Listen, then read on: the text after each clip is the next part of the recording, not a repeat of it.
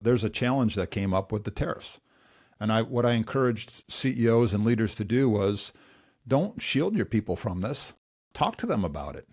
Talk to them Yeah. about how you're single path that you're going on, because then you'll take them down a path of lefts and rights and everything. But use this as an opportunity to teach people, hey, how do you handle this situation? And how are you handling it? And how are you viewing it as things change? This is a great learning opportunity. There's some things like we don't have any control over the tariffs and whether that's a good decision or not a good decision. That's beside the point. There is a challenge that's out there.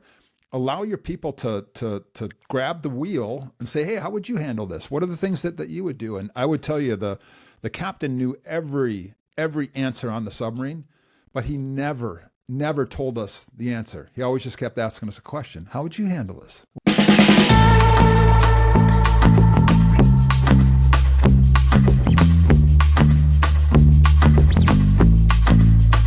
Thank you so much for joining another edition of The Never Ending Climb for a Stronger Supply Chain and Procurement. Today, we have the pleasure of being joined by Marc Koehler. Now, Marc has 35 years of leadership in very dynamically changing environments, including leadership on U.S. nuclear submarine. Now, if you can imagine how he helped save lives and achieve some very difficult missions there, he's dedicated his life to saving companies from going under because they're not submarines. And he's created this 5-step framework that creates and enables these highly adaptable teams to execute at that highest level. And he's also written a book, and he's relaunched, so I encourage you to go take a look at this, declassified version of Leading with Purpose. Marc, thanks so much for joining us today.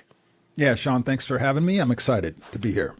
Right on. I was imagining that with how fast everything is now connected, how fast things are changing, how fast technology is changing, fast supply chain and things are changing, that there's a framework that I know would help leaders in supply chain, in procurement, in accounts payable to adapt and can you share a little bit about the fast attack leadership framework and how that came about? Yeah, so real quick, in 1986, I was studying physics at the State University of New York at Fredonia, and Top Gun came out. And it encouraged me to go into the recruiting office in Buffalo, New York. Passed all the tests that day with the exception of one. Recruiter comes out and says, your thigh bone's 3/8 of an inch too long to sit in a jet. Retook the test, got it down to with 1/8 of an inch, and I got disqualified. Oh. Now I was crushed. I was leaving the recruiting office. The recruiter must have needed one more recruit that month. He started saying, what about helicopter pilot? I was like, no. What about SEAL team? No. He said, what about elite nuclear submarine force? And I was like, send me some information on it. So he sent me some information on it. And I was a combination of intrigued, but also intimidated because it's a really, really hard program to go through, and decided to challenge myself. And so I signed up and went through this entire program. And, at 25 years of age, I was leading, 110 crew members, operating a $1 billion piece of equipment, the most advanced technology in the world, on missions critical to national security, spending 10 months of the year, under the surface of the ocean. And so, Sean, what I share with you and what I share with the audience today, I didn't just come up with it. It's a battle-tested framework that I was exposed to in the submarine force, and we can get deeper into it in the conversation, but just a backdrop. When I got out, I took that framework and it became what I used to become highly successful, to go into companies that were struggling. And it didn't matter what type of company it was, and what situation they were in, what size it was, what industry it was in.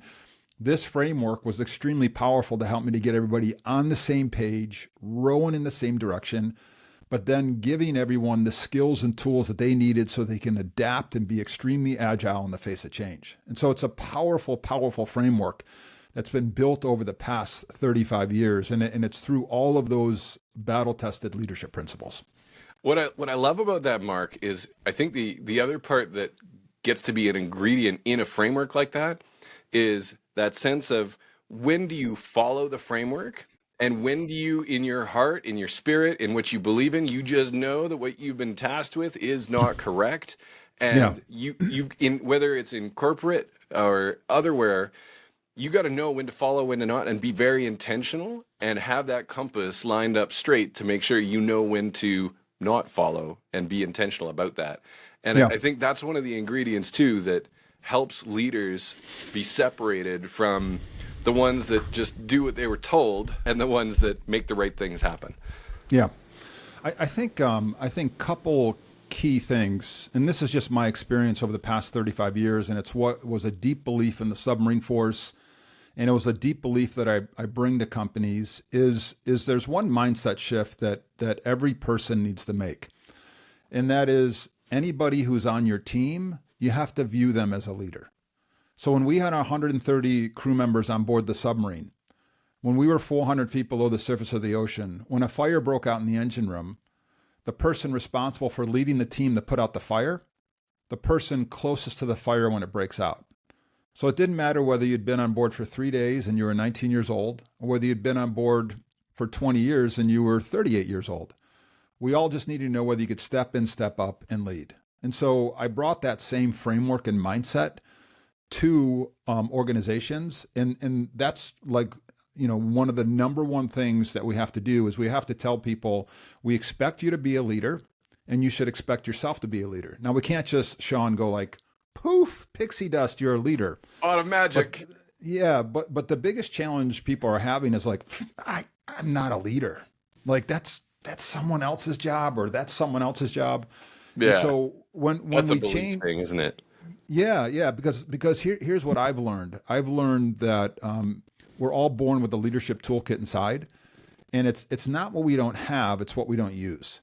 But the first thing we have to do is we have to open up people's minds. So as it relates to, I'm going to foundational things, because a lot of people overlook this, and I want to make sure people who are listening right now don't overlook this. That's number one. Number two is make sure you have everyone deeply connected to the mission.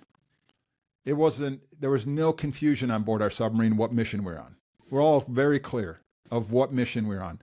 Did you know that we did this study over the past 35 years? In over 500 companies, when we asked the leadership team to answer the question of what is the mission of the company, do you know how aligned each leadership team is on an average? How aligned, 0 to 100%, do you think they are on the mission statement? 30. Less. Oh, painful. 9. Quick way 9. to not get there, isn't it? 9%. Wow. So it's 9%. And it's no wonder that Gallup came out and says that 80% of people don't feel strongly connected to their culture. So if we want to have people, and I'm, again, foundational, if we want people to follow a process, and if we want people to understand when to go off of the process, you better make sure that they deeply care about their job. Because when they don't care about their job, they're just like, yeah, sometimes I'll follow the process and sometimes I won't. This is a huge thing that everyone overlooks. And, the Gallup employee engagement statistics are just a backup to all of this. So 2 things that I would start with foundational. If you're in your company, view everyone as a leader, number 1, and then make sure that you make your mission statement really succinct and clear, and make sure everyone understands how what they do connects up to it. Then you'll get much better results of whether people follow a process or don't follow a process. Very, very cool. I love that. I think that sense of clarity, and we've referred to it, and there's a guy named Cameron Harold that created something called the vivid vision. And it's a way to take that mission and just make it so clear, right, it's almost impossible to not picture it in, crystal clear, full color, 3D, with sound and smell. And that's when you've got that vision clear enough, when that mission is something that people can grasp. I love that, because when that mission is clear and the values of the organization and the values that transcend any individual organization or nation or whatever is, those become some of those ingredients that can be magnetic in retaining and aligning and pointing everybody the right way, and making sure that decisions are done the right way by those leaders when they're when you're not there. Yeah, and that's powerful. Yeah, I would add, there's a saying that was by Roy Disney, and the saying is, when your values are clear, your decisions are easy. Yeah, absolutely. But if people don't know what the values are, then they can't make a decision. And what I would share is that the speed of business has accelerated past any one person's ability to handle everything on their own. And the challenge is, as leaders, we want to try to help people be successful and we want to control things. If I had to create a binder for everything that was going to happen for every single one of my employees in the company today, the binder every single day would have to be like that thick. Yeah. And then by the time they looked something up, the time would have passed and it wouldn't have been relevant anymore. And so much more now, we have to have people making decisions based upon what is the mission and what are the values. We found that when we work with companies in 90 days, they go from on average 9% aligned to 93% aligned. And once they get 93% aligned, then that dissipates and goes throughout the entire organization, propagates throughout the entire organization. And that's when you get everybody on the same page and rowing in the same direction. So yes, definitely you have to be able to have that inspiring story. And then people need to lean on that because there is no process for a lot of things that are happening every day. Yeah. And I think the idea that there could be or would be a process for all of those things is a fool's errand at best. I know one of the things that I came across, and I don't actually think I've shared this on publicly, but this picture behind me is actually what I call our values tree, and it's the roots of our organization. And Love so it. for each one of our 5 values, we have 3 to 5 principles. And then for each one of those principles, we've got 3 to 5 reflections or questions you can ask yourself. Love it. And it is there 12 feet wide when you're walking in and out of the office. It is part of our town halls every month. It's part of all of these things because it's one of those things, just like the mission, if you're not repeating it and using it and hiring and firing and promoting by it, it's just some words and people don't know or care. And they know that they're not going to need to pay attention to it because their boss doesn't anyway. And I think that those are some of the other parts is you've got to repeat it and got to make sure it's front and center. To remember and to emphasize and to repeat it so many times that you feel like you're going to throw up because you've said it so many times and you might have almost said it enough. And I think as leaders, sometimes we feel like, well, I told them that last month. And they're like, really? Did you? I don't remember that meeting. And those become the fallacies of, it's not just 7 times 7 ways. It's the ongoing drumbeat of making sure it's right there, front and center. Yeah, just to add to what you said, when a leadership team of 10 people is only 9% aligned on the mission, the values, top 5 values, top 3 annual goals, and the vision of the company, when they're only 9% aligned, how can anybody below be even more aligned? Yeah. They can't be. No. So you're running a business on luck. So there's a framework that you can put in place. What you have back there is fantastic. Second thing is, recent study just came out from Gallup. And they said that leaders are 10 times more likely to under-communicate than to over-communicate. And it's exactly what you said. And I always share with leaders, your people should almost be, you should hear them quietly saying like, oh, geez, here comes Sean again. He's going to talk to us about that mission statement. He's going to talk to us about the never-ending climb. He's going to talk about... If that's not happening... Yeah. You're not communicating enough. If you are not a MAME for your own mission, your visions, then you're not doing it enough. 100%. I love that. When you had that opportunity to have a significant investment in a 25-year-old you in the leadership program, in all of the learning, the development, and so on. I mean, what an amazing opportunity, because the Mark that went into that program must have had a whole set of values and beliefs and imagination about hallucinations about how the world worked and how to work with people. And you must have come out of that program looking at the world, people, leadership very differently than when you got in. How can you tell us about that journey? Because that before and after, that's a miniature version of that is what so many leaders out there need, because they might have been an accidental an accidental leader, and they didn't have the privilege of going through a program like that. What was that journey like for you? Yeah, I think the first thing is everyone looks at me now and they go, oh, wow, you have leadership and all this stuff. I was actually pretty shy. And so the Navy saw something in me that I didn't see in myself. And they have a bunch of behavioral testing that they do. And I had a background in physics and mechanical engineering. But the first school that I go to is a 6-month school. It's earn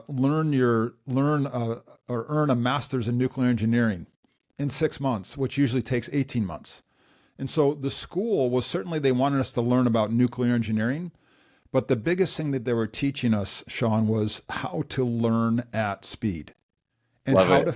how to figure out what is important and what's not important.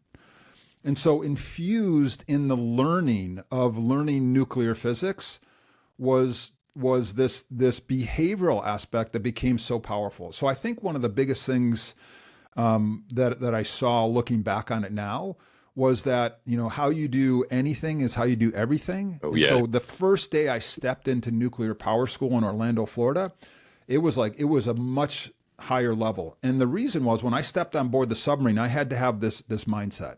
And so this mindset of, hey, just good enough's not good enough for a lot of things. Other things you can let go. And Yeah. I learned how to sift through all of those things. That's probably one. The second thing is, I learned that everyone is a leader. I had this thought that, like, hey, when you go to the captain of a submarine, they're directing everything and they're orchestrating and they're involved in every single decision. Do you know how many decisions the captain of a nuclear submarine is involved in on a daily basis? How many? Hundred. How many? I'm How many? I'm thinking it. I'm thinking hundreds. Well, what percentage? So 0 to 100%. What do you think it is?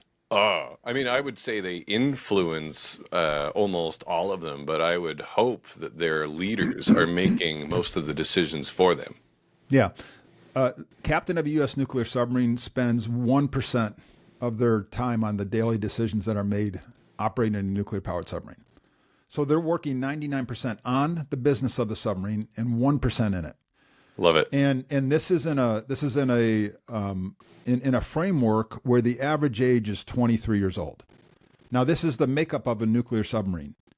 Today, 130 crew members. It's 30 millennials leading 100 Gen Z. There's no baby boomers. There's no Gen X on board. And there's not just one of those out there every single day of the year, 24 hours a day, 365 days a year in places where they're not supposed to be. There's 50 of them out there. There's 50 of them out there right now.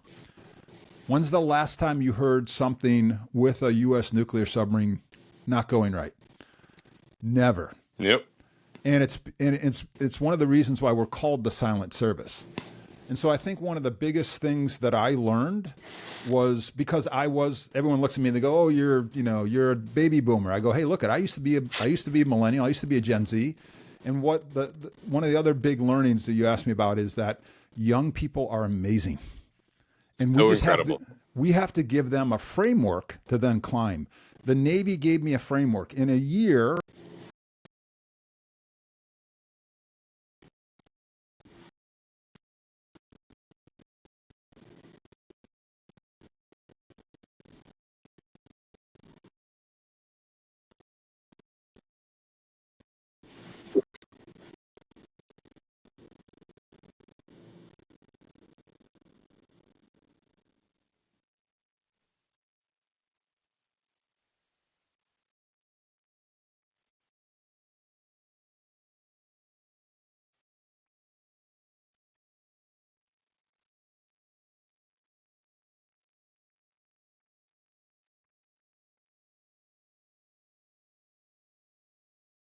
I love that. I love that. And I think that sense of scaffolding, right? For my kids are still pretty young. They're 9, 11, almost 13. And there are things in life that it blows me away. We have been able to go, we do hard things as a family. As an example, all three of our kids have ridden at least 50 miles in a day on a bike. And it's, maybe it's flat and they're bikes that are meant to go. But when they hit other things in life, they can think back on that, or they can think back to the time that they hiked, 88 kilometers or about 50 miles, or, if I think back to 34 kilometers versus hiking in a day through the mountains versus, what's that in miles, maybe 20 miles or something. And if they can do that as a kid, this is one of the ways that I love giving our kids the scaffolding for their life, because they've now got a reference point. And you think about something hard and it's like, oh, you mean you got to do that? Well, that's nothing. You've already done this. That's way harder. And just stretching and pushing and helping them grow and watching them feel so amazing about themselves when they get to do something they weren't sure they could do. that same thing happens with those 22-year-olds, 25-year-olds every day. But we got to give them the chance and get out of their way and let them do it. And I love that you're one of the voices out there encouraging that, because anyway, I get a little passionate about this, Mark, but I'm glad you share that, because more leaders out there creating the space, creating the opportunities, and challenging leaders to create those for those folks. I love that. The that idea of, the training that you went through, I'm imagining would have been extremely intense, and the Mark that went into there, maybe a little introverted, you'd said, but the Mark that came out of there didn't let that hold you back, did it?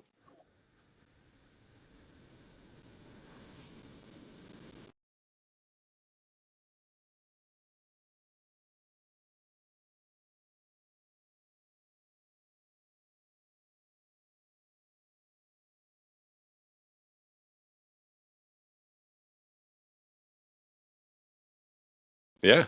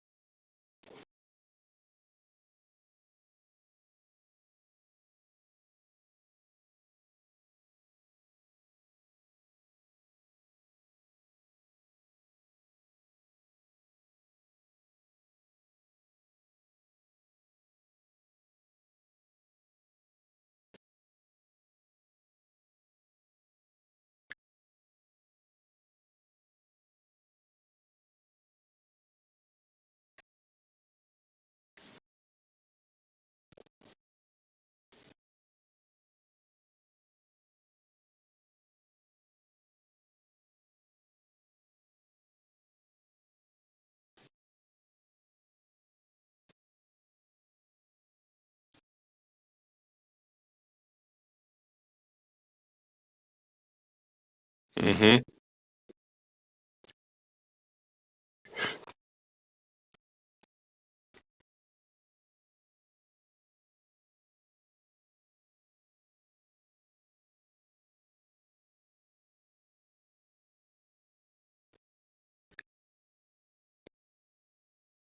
Yeah. And what's your plan? Yeah. Now, what do you think you're going to do about that? Right? Yeah.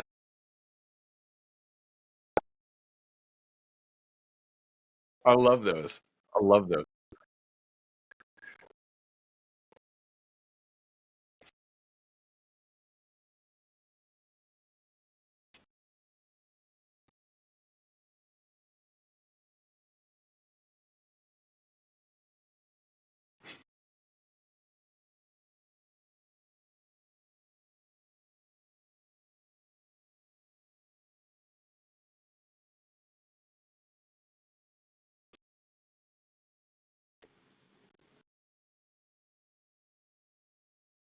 Yeah. It's not slowing down. It's getting faster.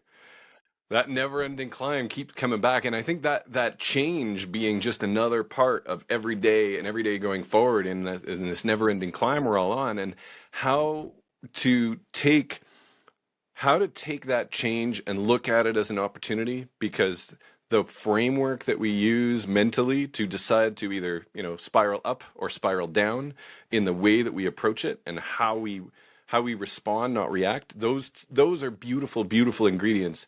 And I'm thinking there's folks out there that they would love to inspire their team, they would love to help give their team a boost to help unlock some of that potential. And I'm just thinking about, like, if any of the following are true, where you're in procurement, supply chain, payables, you've got this bit of burnout, or you're feeling this big weight, and you're feeling like you're in this, maybe it's life or death for a business, or for shutting down a factory. Maybe you're in a line of business or in a company where it's literally life and death related products. What's the best way for somebody, and the best time for them to reach out to you so that you can help them?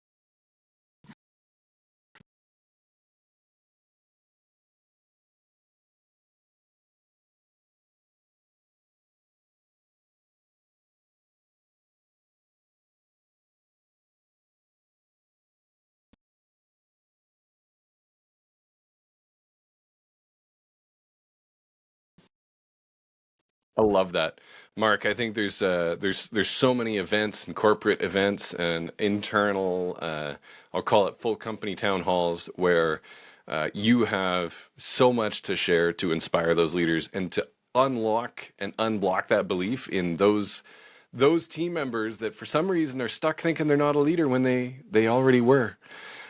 I love that. Mark, thank you so much for joining us today. I really love the way you're shining your light in the world and helping to unblock some of these beliefs for folks. Thank you so much. And for everybody watching, this has been another edition of The Never Ending Climb for a Stronger Supply Chain and Procurement. We'll see you next week.